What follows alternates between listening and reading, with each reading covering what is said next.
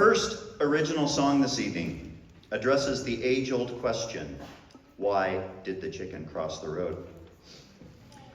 As many of us who keep chickens or have kept chickens know, the problem with chickens is everything wants to kill a chicken, right? And whether it's recklessly driven pickup trucks or wayward bird hunters, foul-mouthed celebrity chefs, or cartoon ninjas, swamp-dwelling grouchy ogres, or even just plain old chain stores, when you're a chicken, it's a dangerous world.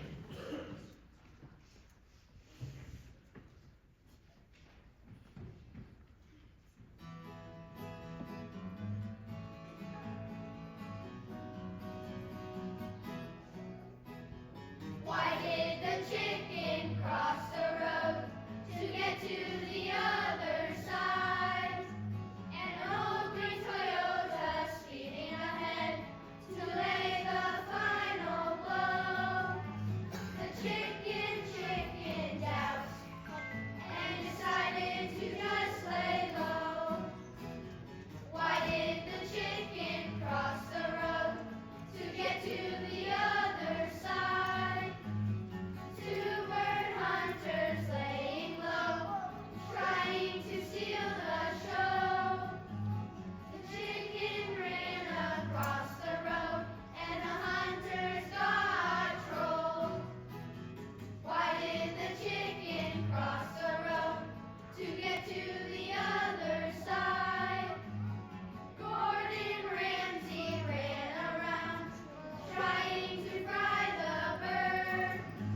He fell into his own fryer and said some bad words.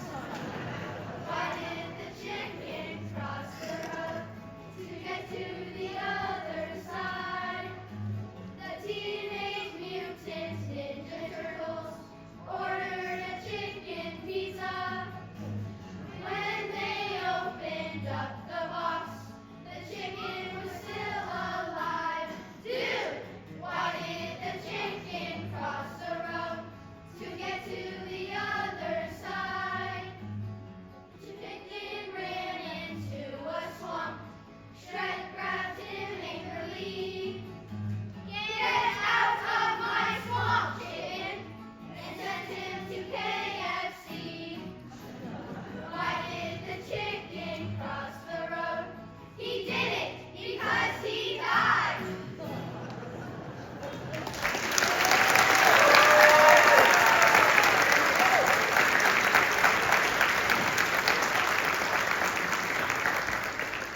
You might notice a theme in a lot of our songs this concert of overcoming adversity, or in the case of the chicken, being overcome by adversity. We didn't plan it that way. That's just the way the songs grew and the way they worked out, and it probably says something about the kids we have on stage. This is a pretty tough bunch of kids up here. So Mr. Long's class came up with this idea of a song about an alien invasion. Of course, a very popular topic in fiction and movies. Could the people of Earth actually join together to fight a common foe, to repel a common threat? And so they came up with this song called World War III. Earth joined together, united forever, fight to victory and always stay free. Liberty for all, we shall not fall.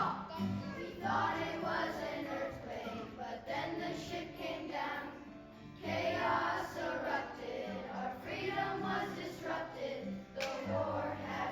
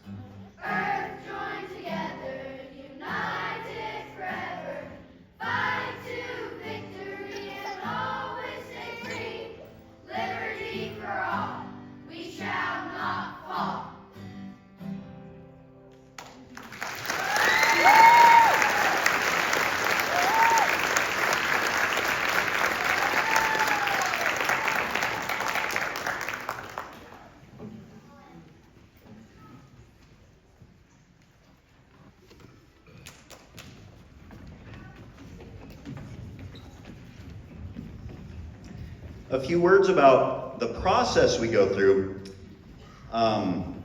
We started this back in, I think, early March. We work on this for about 2 months.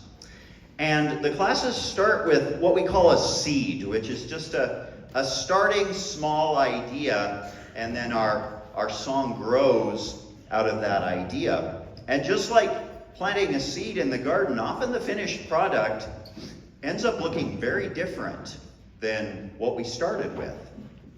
So when Mrs. Linton's class decided they wanted to do a song called Lost at Sea, the first thing we had to decide, and it got to be a bit of a heated argument, was do we want this to be a serious song or a silly song? And as the song grew and evolved, it turned into something quite a bit different than what the kids originally were envisioning. A lot of you know creative projects can really take on a life of their own. What's interesting to me about this song is it doesn't have a happy ending. In fact, it really doesn't have an ending at all because it isn't a story. It's just a little musical picture of what it might feel like to be lost at sea.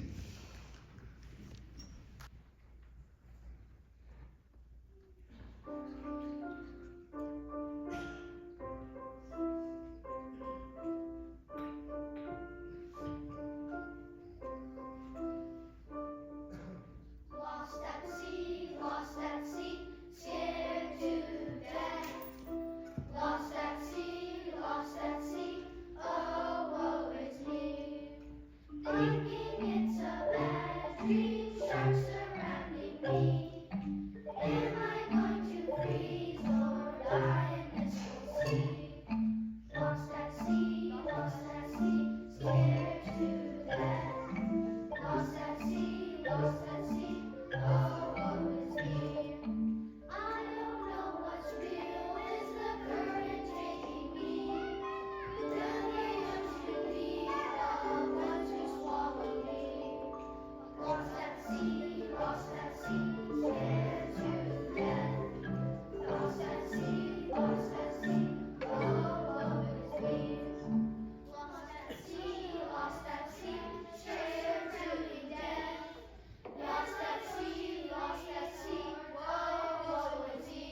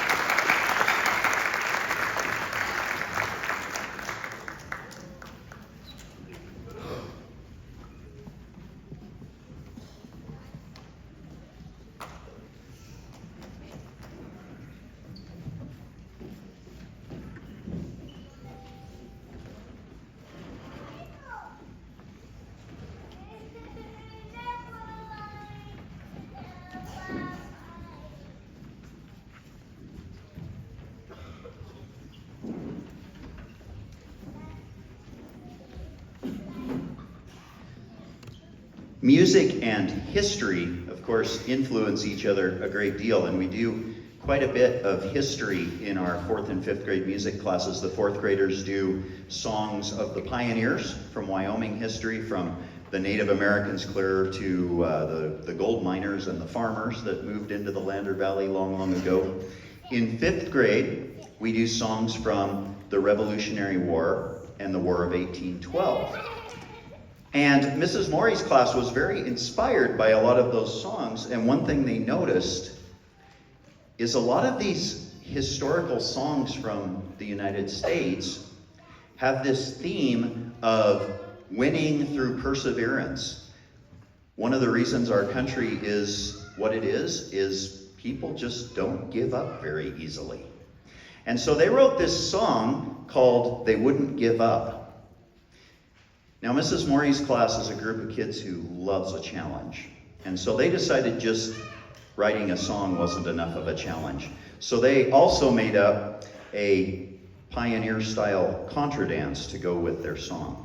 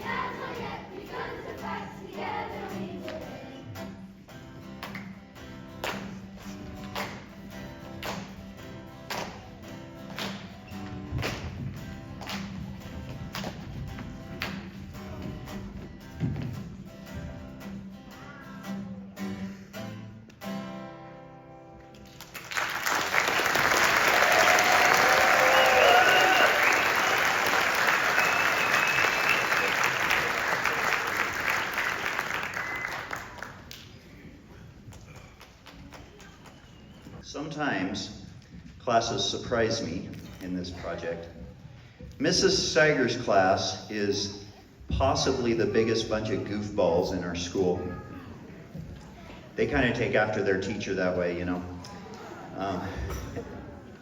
And I never know what's going to happen with Mrs. Steiger's class, but I know it's going to be weird.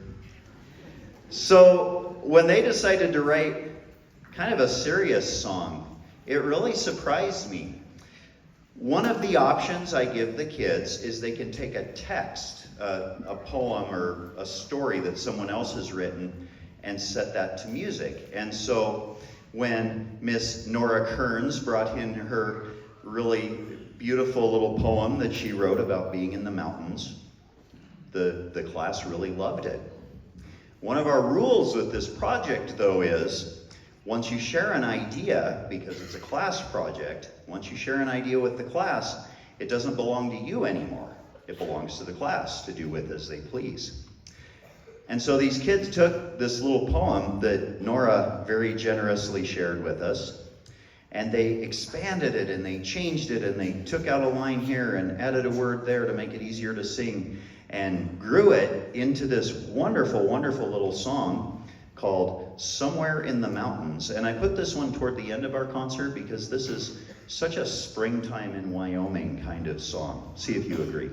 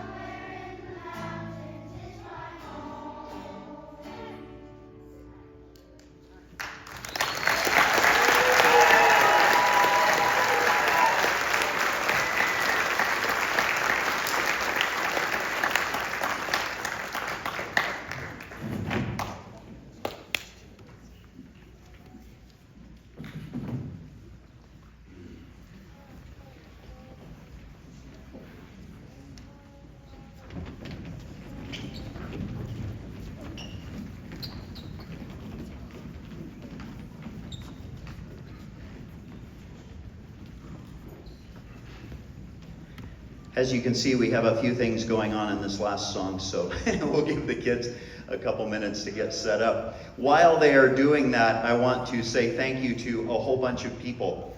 I mentioned before the kids came on this idea of a concert being like an iceberg.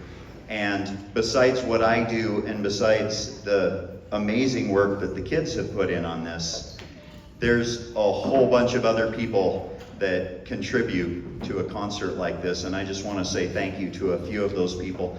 First of all, I want to recognize our administrator, Mrs. Hakela. She is always so enthusiastic and supportive of all of the weird and strange and wonderful things that we are doing in music, and I know she's here somewhere tonight, I'm not sure where, but we really appreciate her. Kids, how about a big hand for Mrs. Hakela?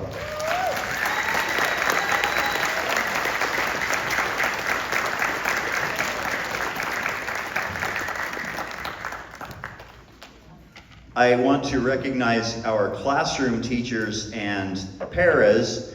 They don't get to be up here on stage with us, and I suspect most of them are just fine with that. But I think this year, because of the complexity of some of the things we did, even more than usual, our classroom teachers were an immense help to me and to the kids, getting them what they needed to get ready for this concert, and coming and listening to the kids sing and helping them with ideas. How about a hand for the classroom teachers?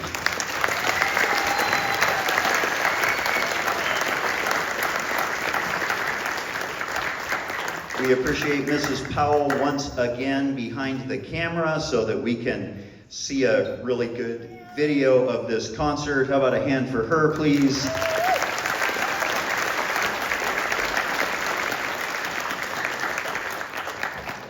Our amazing custodians at our school. I don't know if any of them made it tonight, but they bring all these instruments over here for us. And take them back after the concert's over. The LVHS custodians get the stage all set up for us. We have Mr. Kirk Wendell up in the booth running the lights and sound for us tonight.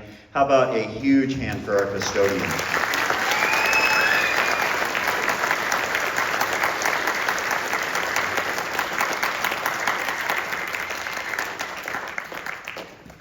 I mentioned before the amount of work that the kids put in on this. And kids, I don't know if I told you this, because I don't want you to get all proud of yourselves or anything, but this year has been some of the hardest work I have ever seen kids put into this concert, and I really appreciate that. And that tells me there's some really good things going on at home. I want to say thanks to all of our parents and caregivers. Kids, I don't know if you know this, being the parent of a musician is not always easy. So how about a big round of applause for our parents?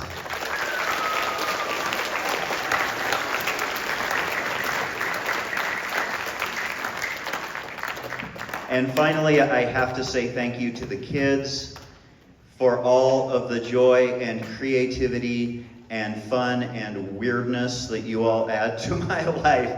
I have really enjoyed this project, and I've really enjoyed working with you fifth graders. I am really going to miss you all next year, and I hope you go on and keep doing amazing things with your music. One more round of applause for the kids, please.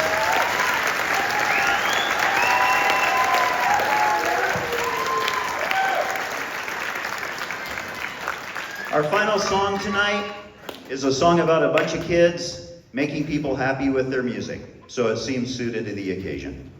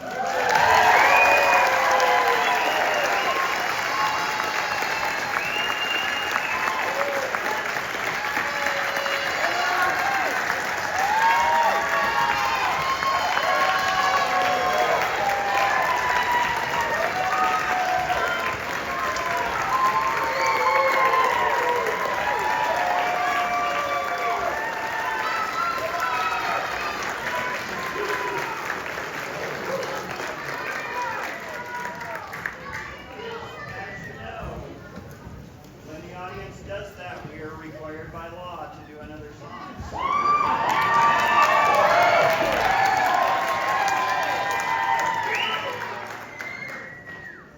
Audience, you have been a great audience. If you know the words to this song, I bet most of you do. Feel free to join in with us on the chorus. We'll see if our parents know how to sing. Here we go.